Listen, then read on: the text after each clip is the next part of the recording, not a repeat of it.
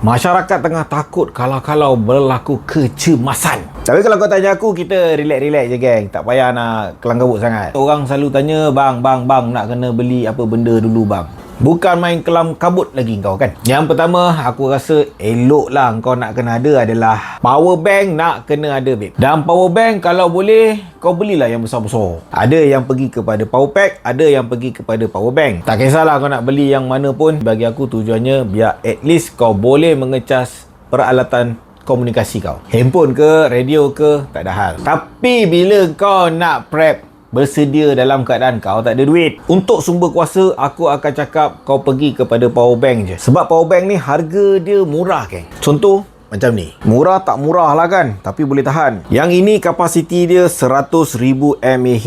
Bukan 100,000 mAh yang kencing-kencing Ini betul punya 100,000 mAh.